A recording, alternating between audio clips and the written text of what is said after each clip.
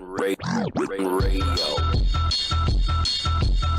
What does it mean to be underground? It means you gotta be free to be underground. Yo, you got your own key when you're underground. Radio. If you're listening to me, yo, you underground. All right, good evening, everyone. Welcome to Connected with Cari. Yes, I'm having a little fun with some intros, trying a few things out just to kind of, summertime's coming up. Gotta have some fun, do all the things. And of course, season 10 is soon to be coming to an end. So, we gotta have some fun with it, right? So we are live through Jess TV, Jess FM, Underground Radio C. We're also live over on LinkedIn. So my little folks over there, you guys get your own little private show, which is super fun. We're also streaming live through Meta TV. Now, y'all think Meta is like Facebook and Instagram because we're used to seeing like the Meta, it's been kind of, our lives has been Meta, right? But Meta TV is just a little bit different. This Meta TV actually streams live to Italy, just like the NCG television network in Italy that we've been streaming to for like ever.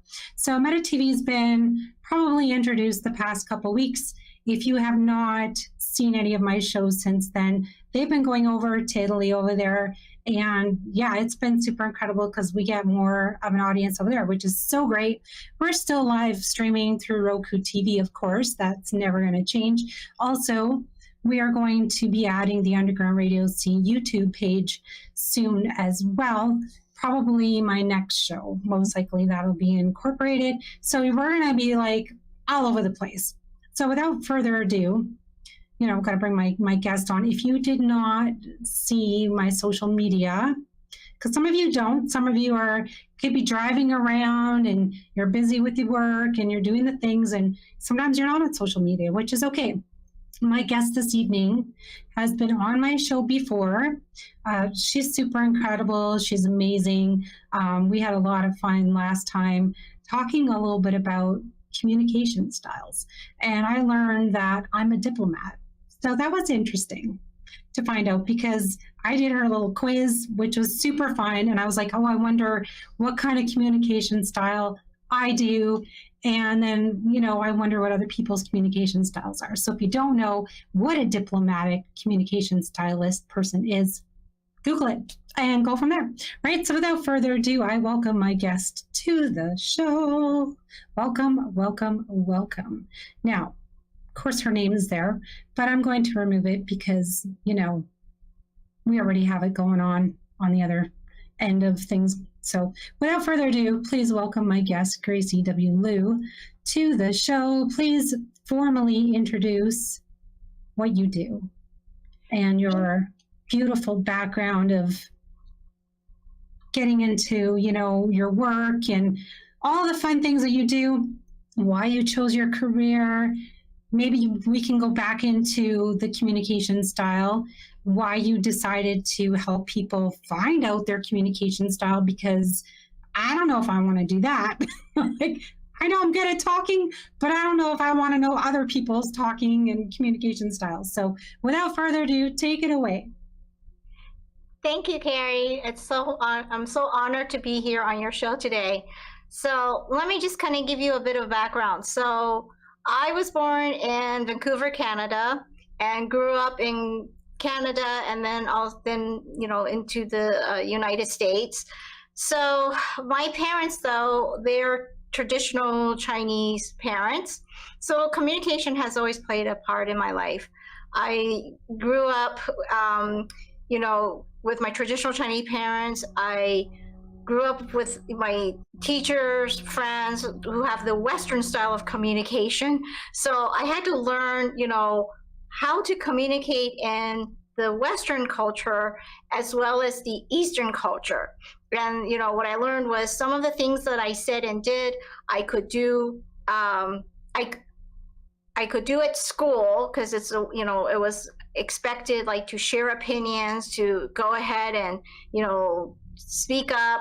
And with my Asian parents, though, I was not able to do that. if I didn't speak up at school, then everybody would speak. What I found was everybody would speak over me, and then they would say that I was very timid and shy and all this other stuff. So I had to learn, like, okay, what I can do in the Western culture, I could not do with my parents, and what I did with my parents, I could not do in the schools with my teachers and friends. So I had to navigate. So communication has always played a big part of my life. And then, then I decided to become a speech language pathologist. So again, more communication, more in the ways of working with, adults, children that had maybe some speech and language impairments and what have you. So again, helping them to learn either to communicate again or to teach them how to communicate, kind of like overcoming their challenges in communication. So with that, then I decided to pivot that I wanted to work more with the shy, quiet woman to help them to be able to speak clearly without the fear, without the anxiety, just to be able to communicate clearly and confidently by overcoming stagnant communication syndrome, which means not feeling stuck, right? Not being stuck in their communication. So therefore, I did a lot of observations and then came up with what Cari mentioned, communication styles. So there are 4 types of communication styles. There are probably more, but just to make it so like it's not overwhelming, I just kind of narrowed down to 4, where I call the fireballs, the nurturers, the diplomatic, and the humorous. Each has its strength as well as weaknesses. There's no good or bad communication styles. The reason is that sometimes, not just personality, but communication styles may clash, right? So, you might be someone who is very nurturing, who likes to provide guidance and support. But say if you meet a fireball who can be, very result driven and what have you, and seem to be like that, I don't want to say like aggressive, but kind of like almost like a drill sergeant, right? To get you the results and everything. And here you're like a gentle, nurturing, and then you come across and somebody's, that's very driven, and it could lead you to feeling like, oh my gosh, I'm doing the best that I can, but this person is just like telling me how to do this, do that, and everything else, and could feel like that person is just kind of maybe aggressive, right? And that's when you might feel like there's a clash there. Or perhaps with the humorous, right? The humorous likes to have a lighthearted conversation, and they like to keep things light and fun. If it gets too serious, they try to lighten up the mood. However, done with the wrong timing or what have you, then all of a sudden it can be like, oh, they're being insensitive, right? Like, oh, they don't really care perhaps about my feelings, which might not be the case. It's just because if it's too heavy, they try to lighten the mood. And again, if it's not done right, it could feel like they're being insensitive. And then you have the diplomatic, which Cari mentioned. Her style is diplomatic, and with the diplomatic, they're open, right? They're willing to share their ideas and hear other people's ideas. But, what happens is they might be too open, and then it feels like you're not really sure perhaps where they're landing. And so with all these different communication styles, and the nurture, again, they like to provide guidance and support. However, because they might feel like every checkpoint needs to be checked off or what have you, they might be smothering, right? Because they want to make sure everything gets done properly. So again, there's some clashes there sometimes. And so by knowing the communication styles, you can then see, oh, perhaps they're being this way because of this. And now you're like thinking, okay, well, how can we pivot? How can we make it so that, the communication can still flow. And so Right. that's where the communication styles come in. And then also that is how you can overcome some of those communication syndrome. Which is good, because sometimes we need that. Figure out, okay, why someone talks this way or does it this way. And like you said, okay, why are they like, Cari's too open. She's not like giving me a complete answer. Or it's like, I'm like, I like to listen. And I go, okay, well, what's your idea on things? And then how can we incorporate it? Or, oh, maybe that is a good idea, or maybe it's a bad idea. But I like to kind of just sit back and listen and go, okay, what do people really have to say? And sometimes I'm like, do I want to interfere in the conversation or not? So, which is very different from doing my shows, because then we're on a topic. So it is a little bit different.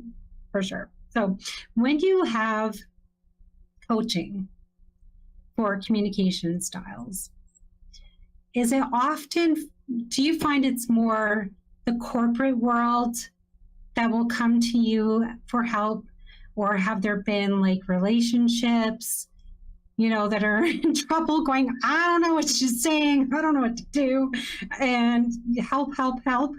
What have you found in your world of communication like that? For me, what I found was mostly due to relationships. It could be a couple's relationship. It could be a child and a parent. It could be just somebody that they want to be able to share a presentation at work. So what ends up happening sometimes is, they might be able to communicate, say, with their spouse or their child or what have you, but walk into the meeting room where the boss is there or the manager's there and what have you, and they find that they may clamp up. Or the vice versa might happen. They're great at, giving the presentation and perhaps speaking in front of a group of people, but then, they might have a difficult time speaking to their adult parent, or they might have a hard time speaking to their spouse. So what ends up happening sometimes is, they might have a certain expectation or a certain assumption of things.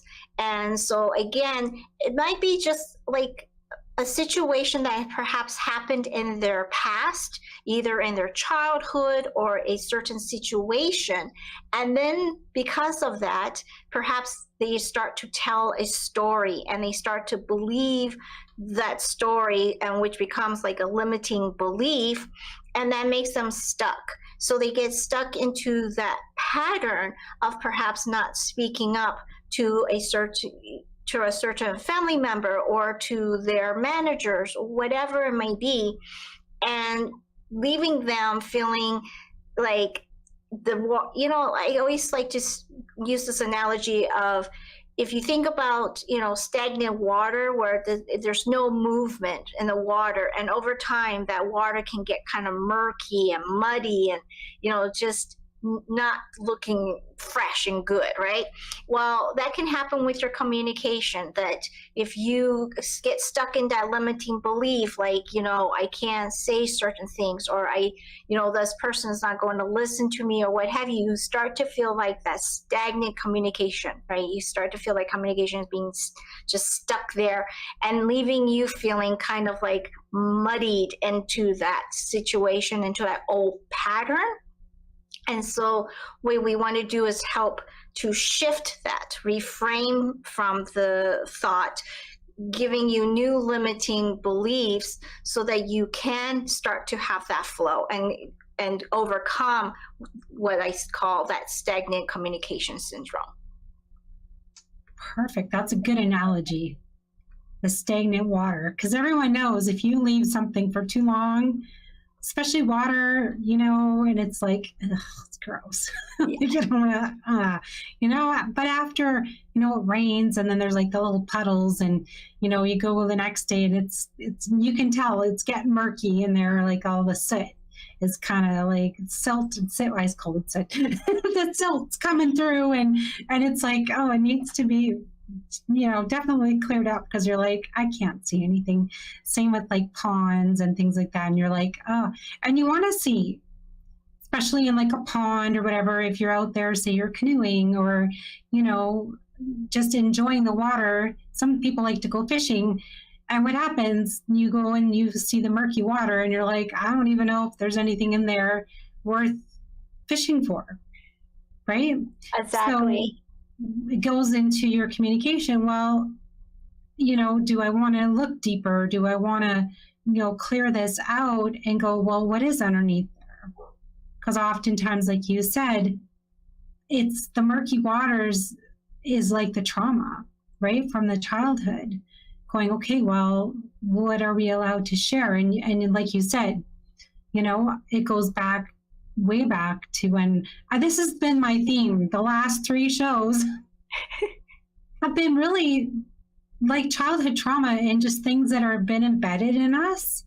Like this is a pattern. And I'm like, oh my goodness, like we need help out here. Good thing for coaches and how to clear these blockages and murky water. Good for you guys.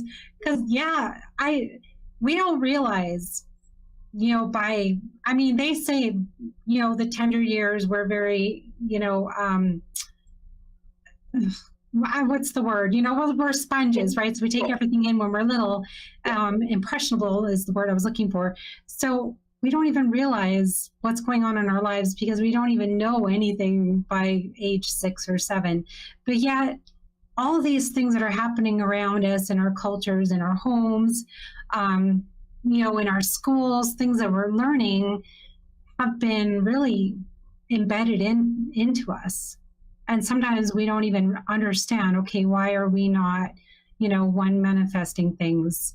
Why are we repeating patterns? Or why are we, like you said, the communication styles? Why am I not getting something clear to this other person? What's going on? Or you feel like that imposter syndrome, or you're just like, how do I speak to somebody that you think they've got an open communication? Like you're like, well, yeah, we're talking good, but something isn't clicking. Something is, or like you said, they take it completely the wrong way, and you're like, what did I do?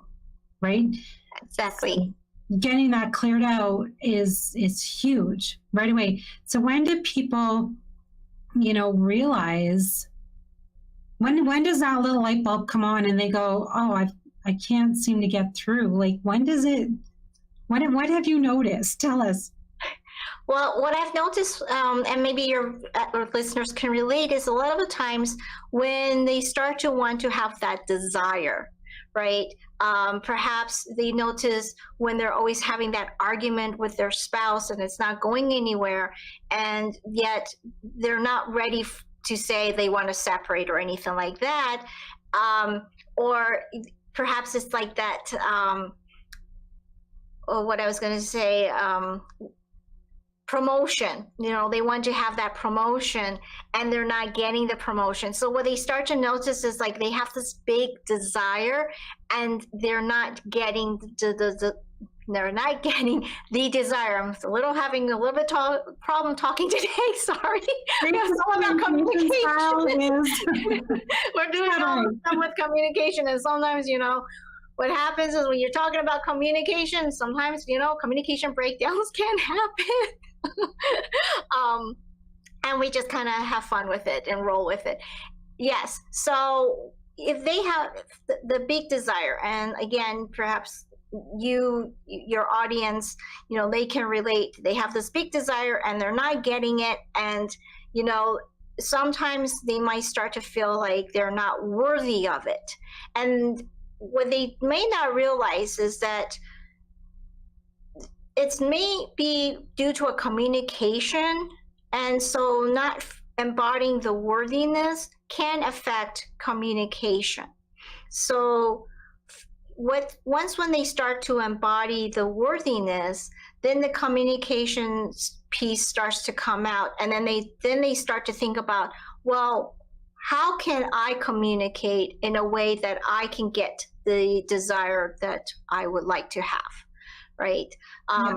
So a lot of the times it's like you got the desire, you're not getting it, and then they might work through the mindset of, you know, being worthy and everything. And once when they embody that, then they start to think about, okay, what words and how can I communicate so now that I can get the desire. Right. And then you hope that your boss or whoever you have to talk to understands that you're truly worthy of getting that promotion and going in. But I think a lot of communication, I believe, stems from self-confidence as well. Yes. So if you're, you know exactly what you want to get, and you want to walk into that office and you're like, okay, you're coming in and you're like, I'm going to get that promotion. It's mine. Mine. Yeah. Open the door and listen to me. It's mine. You make a good point. It's about the energy. So it's not, so I don't just view communication as a skill. I always say there's, you know, energy in everything, and there's energy in communication.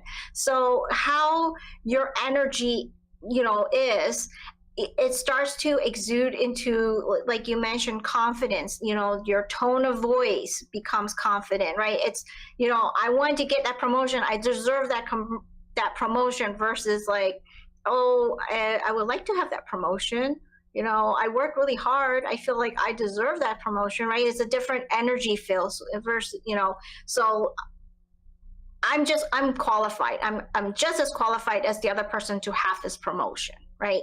There's a different energy feel, right, in the tone of voice. And then the body language, you know, standing up straight, tall, versus, you know, kind of shrinking down, you know, kind of holding, you know, your body in and all that stuff, right? All of these parts plays into the role. So body language, facial expression, tone of voice, the words, you know, I'm deserving of this promotion. I have done all of these things where I know I can be promoted versus, you know, that promotion, you know, I would really like to be promoted for this job. You know, I want to go for, you know, this promotion and everything. It's a different feel, right? So there is a skill, don't get me wrong. Yes, there's communication skills, but also realize the energy that you put in also matters. If you energetically feel that confidence and feel of that worth and feel of this, that deserving, it is going to come through into your words, into your tone of voice, into your body language, into your facial expression. It all says it all. And it says that I am confident, I want this, I deserve this desire that I want. Absolutely. So you help them, you know, just kind of basically own themselves and go, hey, like, speak up. This is what you want to say. Get out there. I mean, the other thing with it too is teaching people, because I've been in acting, and, you know, when you're in acting, you learn that you're going to get rejected a lot of times. So I think teaching people that, you know, not to like really expect a no, but at the same time go, you know, if you don't get it, how will you feel? Right? Go, okay, well, even though you didn't get this time, you know, are you going to go again for it? Like, what are your goals? What are, you know, you want to be guiding them, I think, to going to be like, okay, even though you might not get it at this job, say they get transferred or they get another job similar and they get that, they want to get that same promotion. Maybe it's also just like a couple more skills that they need to build up or something. And the new boss is like, oh, I saw all the work you did at the other place, and you don't even need to ask for the promotion. I'm going to just give you that job. Right? So we don't know what's going on. But to also just go, hey, like in life, it's not always a yes. Right? And I think that comes also with the confidence, knowing, okay, well, I may not be good, or not saying that I'm not good, but this may not be for me right now. Right? Exactly. So teaching that as well, I think, is super important. Going, okay, well, you are worthy of it. You're worthy of stepping into that power and getting those job titles and whatever.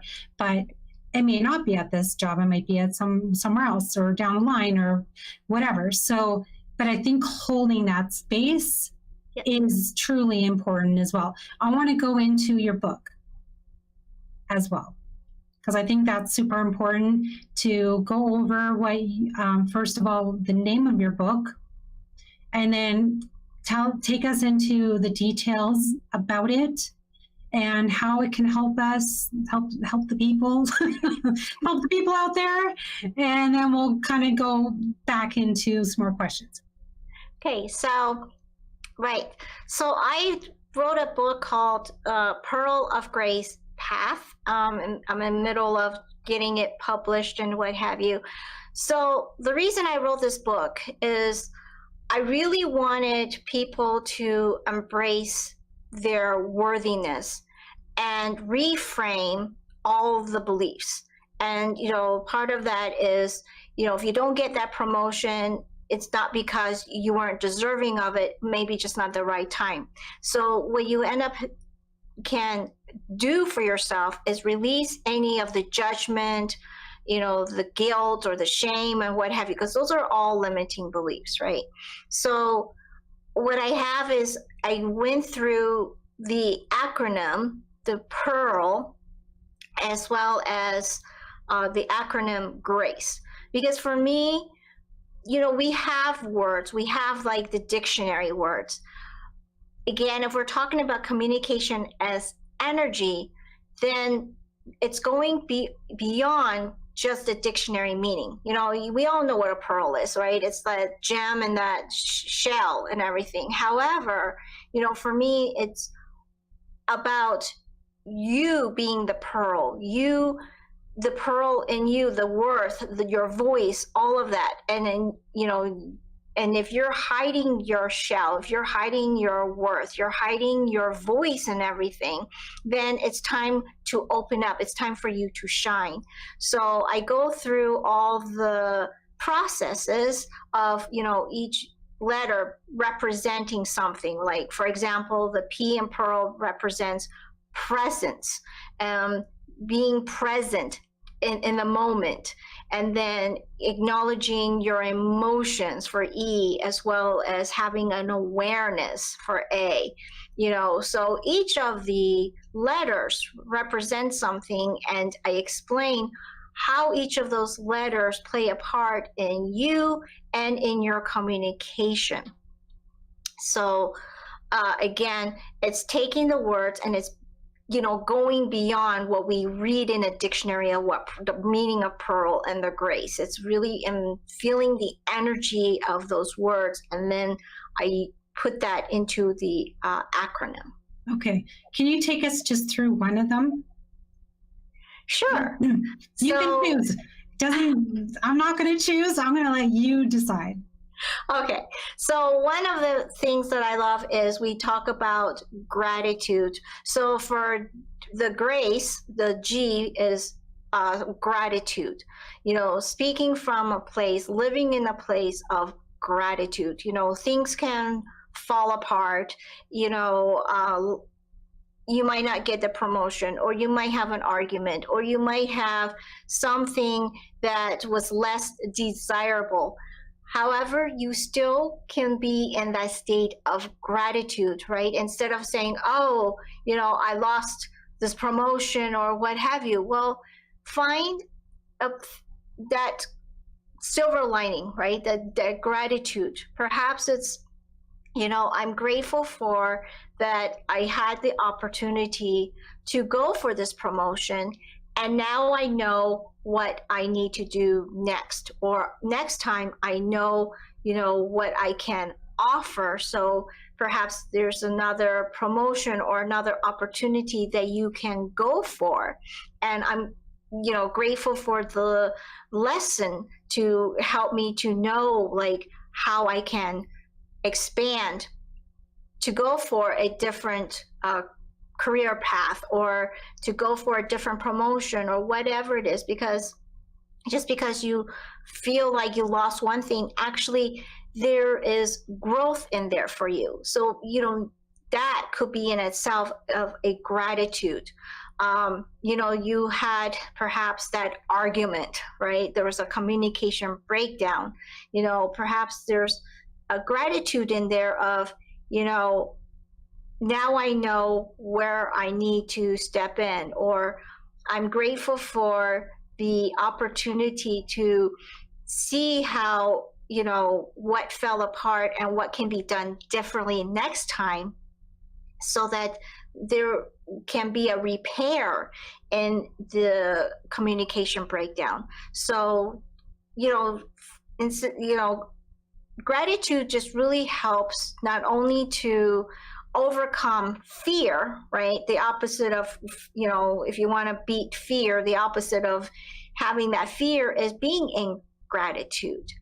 And so just living in that space of gratitude, forgiveness, that in itself will help you to expand in your communication and be able to embody that worthiness that we're talking about, and then releasing all of those limiting beliefs that we might have. Because when you're in gratitude, you are in a space of expansion, right? Rather than in a place of feeling of lack. Yes. I can see that, where people are like, oh, I'm very grateful today and whatever. And then other people are like, not as grateful. And you're like, what's going on? But again, limiting beliefs, we just don't know how they're brought up. And maybe, their parents weren't grateful for things or whatever. But I also know, I think that it's one of those things that we truly need to learn over time as well.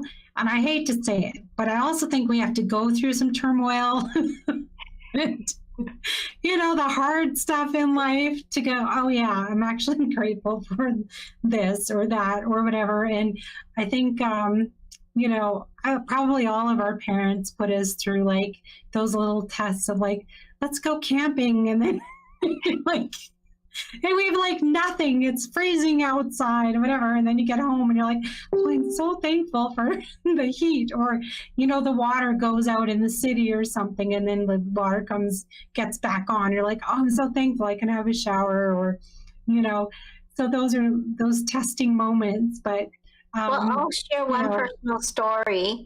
Okay, please share with us. So recently, my husband was diagnosed with bladder cancer. It is stage 1. And, you can imagine the shock, right, of hearing your loved one having cancer. And I know a lot of you may know someone, or you yourself may be going through cancer and what have you, right? And hearing that news. However, my husband, he said, I am grateful that at least it was caught early. He said, when he noticed the blood in his urine and everything, he felt something was not right. And so we went to the doctor, and that, we thought it was a stone, a kidney stone. It was not a stone or anything. But my husband and I were speaking just the other night, and I was, of course, sad, hearing, because again, I love my husband. We're going to be married next month. We'll be celebrating our 25-year anniversary.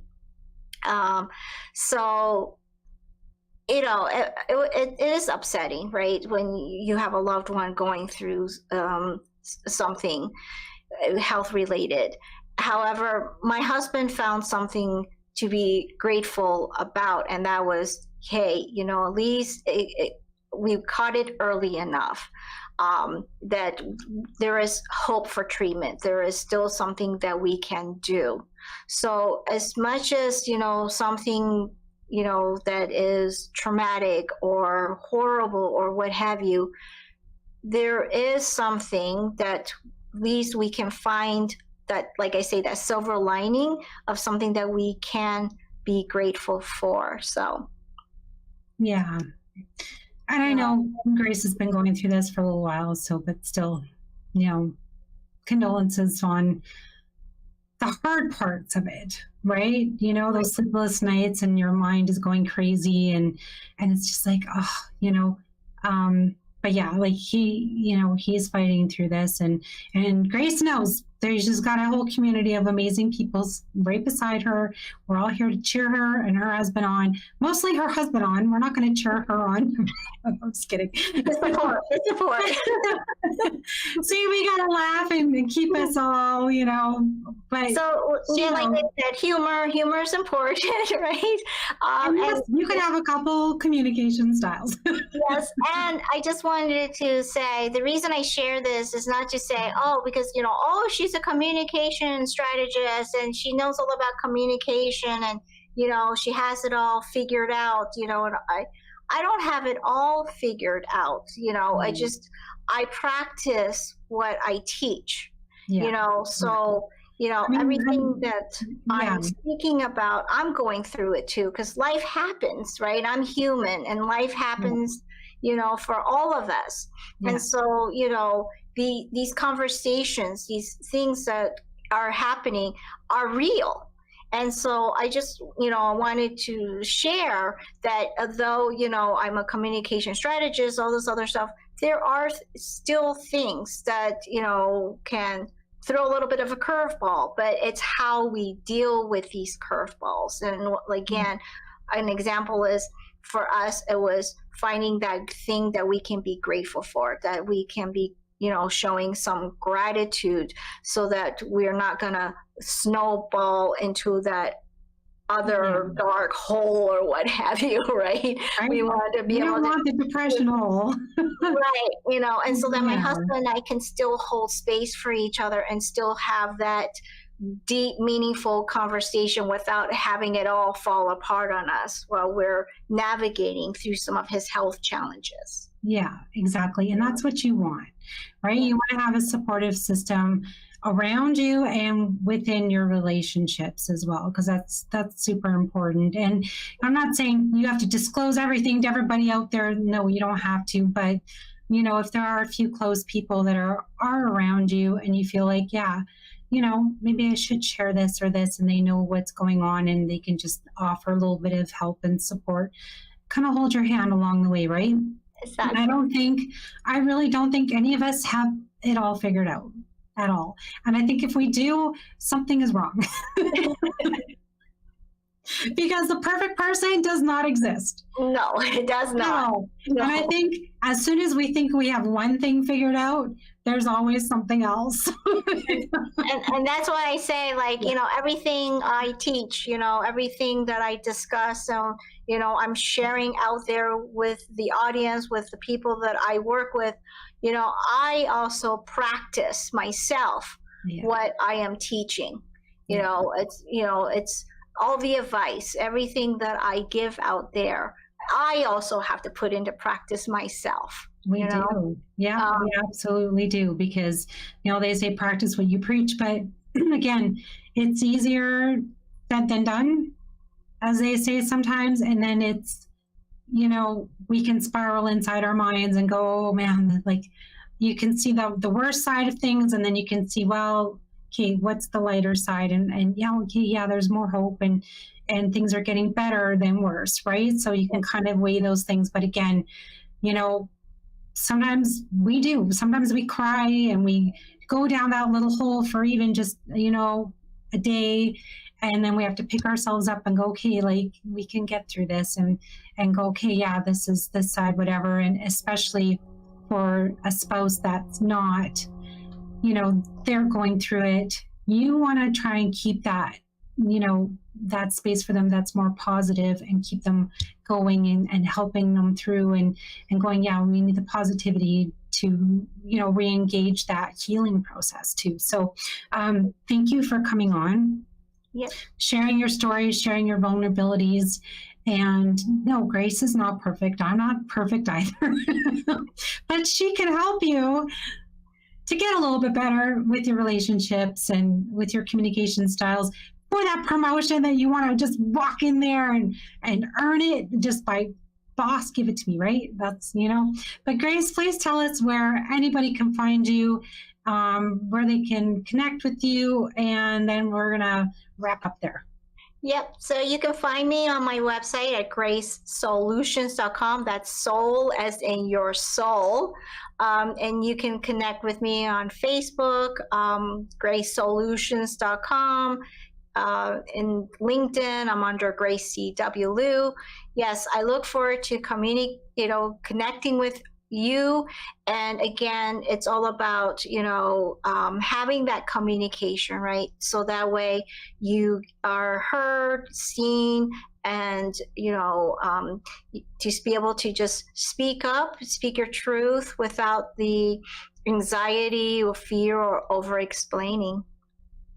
Thank you so much, Grace, for coming on. We appreciate you and your time. And please give your husband a hug from me as well. Thank you, Cari. You're very welcome. Well, there we have another Connected with Cari in the books here on Jess TV, Jess FM, Underground Radio. See over on the Roku 101 app. Over there, Meta TV. Go check it out, folks, metatv.com. I believe it's all in the links. It's there. It's new. It's fun. It's interesting. It's over in Italy, which is, cool. Italians are like the bomb, right? They got it going on. Plus, it's early in the morning for them. So Sunday morning, they're grabbing their cappuccinos. They're sitting back. They're watching the shows. They're learning communication style. And hey, they can use it all day, right? It's going to be awesome. So with that, I will see you guys this coming Wednesday for the Shift Happens show with Dina and myself. We're going to be talking the money shift. We haven't posted yet, but I'm letting you guys know it's going to be all about money, talking about how to navigate money, maybe some finances on that end. Also, the channel connection would have been Wednesday, but we actually moved it to Thursdays. So make sure you guys tune in for that as well over on Underground Radio. So you will be aired here on Jess TV, Jess FM as well. With that, I hope you guys have an amazing weekend. Next weekend is a long weekend. No, sorry. This long weekend is Labor Day. Oh my goodness. Memorial Day weekend over in the States. So you guys enjoy the long weekend. Just relax, have some fun, communicate, do all the fun things, and make sure you guys stay connected. We'll see you soon. Good night.